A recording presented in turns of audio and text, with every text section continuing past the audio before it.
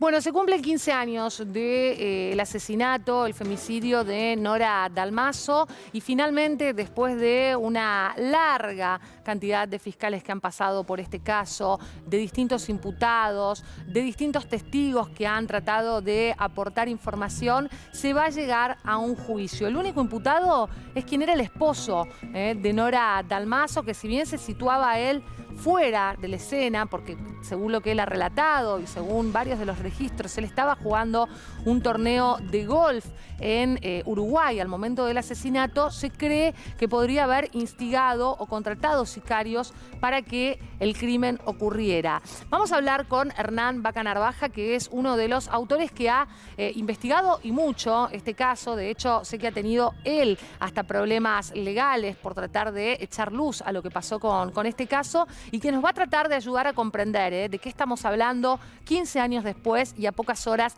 de que comience este juicio. Hernán, ¿cómo te va? Paula es mi nombre. Bueno, ahí estamos, a las puertas de un nuevo juicio que la pregunta es si servirá, ¿no?, efectivamente para hacer justicia, teniendo en cuenta la cantidad de imputados que ha habido, luego las contramarchas, ¿no?, en cada uno de los pasos de la investigación. ¿Está todo más o menos dado como para que se pueda llevar adelante un proceso que garantice justicia en este caso? Hola, Paula, ¿vos me ves bien? Yo no te veo, te escucho bien, pero no te veo. Bien. Sí, la expectativa es grande, pero al mismo tiempo moderada, porque es un juicio condicionado, como vos bien decías.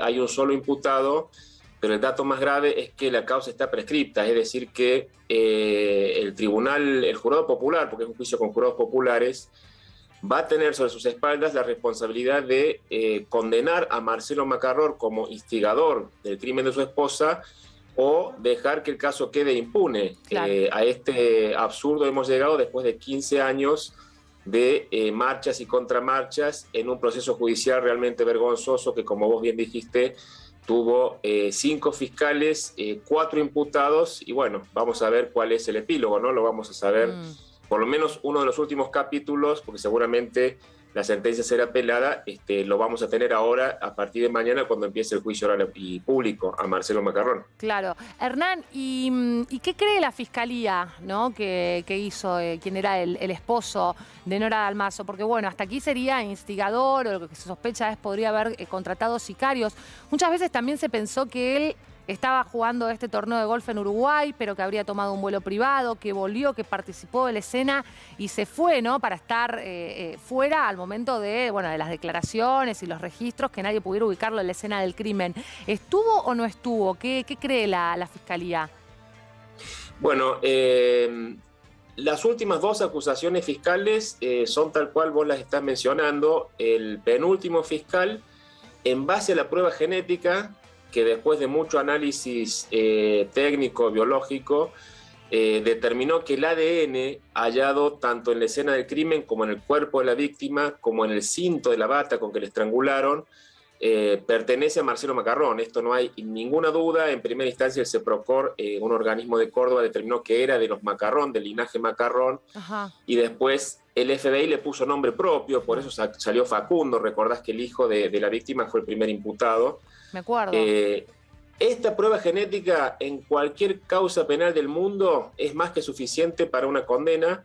En el caso de Río Cuarto era la base de la anterior acusación, pero bueno, llamativa y sorpresivamente, antes de elevar la causa a juicio, el fiscal se apartó, después quiso volver, lo recusaron. La cuestión es que cambió del fiscal y este último fiscal, que es el que hace la acusación que hoy tiene entidad y con la que se eleva la causa a juicio, lo apunta a Macarrón como autor intelectual, es decir, dice que Macarrón le pagó a uno o más sicarios, les dio las llaves de la casa, les facilitó los horarios, toda la infraestructura, digamos, para poder asesinar a Nora Dalmaso, a cambio de una promesa remuneratoria o un pago. Esa es la acusación que hoy está, pero obviamente que en el transcurso del juicio esto puede modificarse con el aporte de nuevas pruebas o con la relectura que haga este fiscal de Cámara, que ya intervino en algunas causas conexas al caso Dalmaso, que tuvo Claro. 4 o 5 causas conexas. Lo que vos decís, Hernán, es clave, porque donde hay material genético para contrastar, no quedan más dudas, digo, es la evidencia científica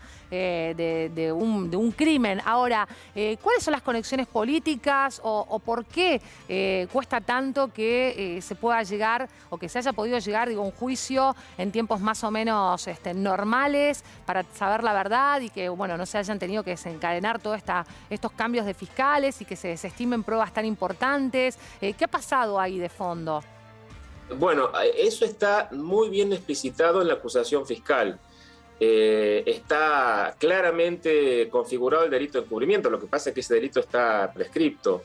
Hubo un accionar, dice la acusación de Macarrón, previo y posterior al crimen. Previo porque sembró toda la ciudad de rumores que se indicaban a su mujer como una especie de mujer fatal de Río Cuarto, sí, que tenía muchos amantes.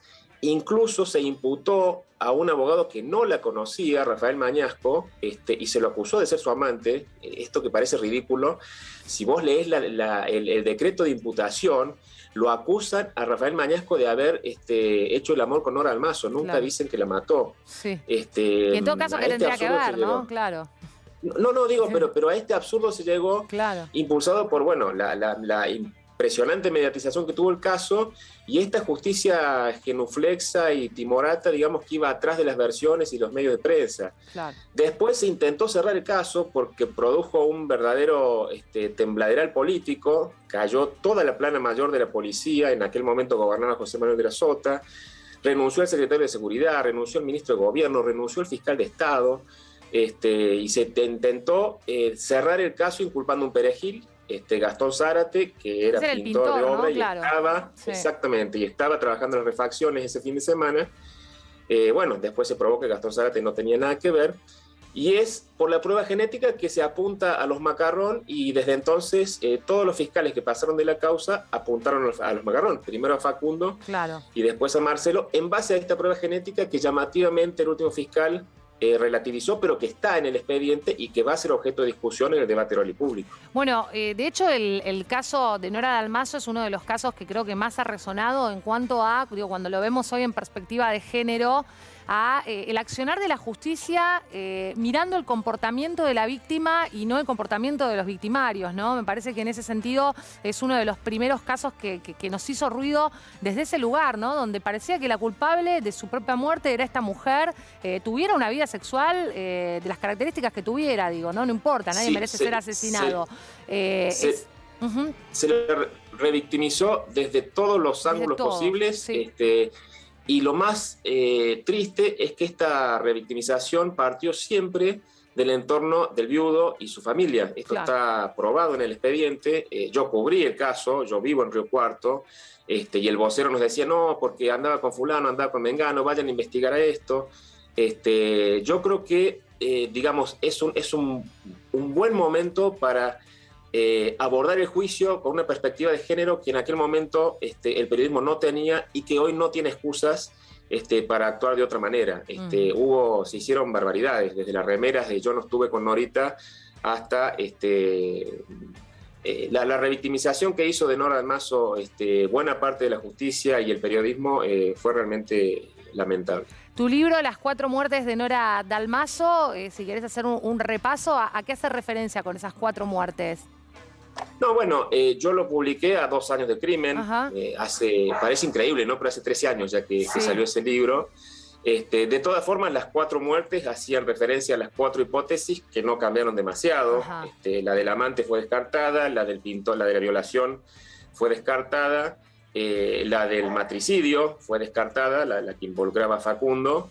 Y bueno, y se terminó cerrando en esta 4ª hipótesis que yo planteaba, que en aquel momento no se había concretado porque apuntaba al viudo y fundamentalmente al móvil económico. Claro. Era una familia de fantasía, como la define el fiscal en la acusación, era una familia disfuncional.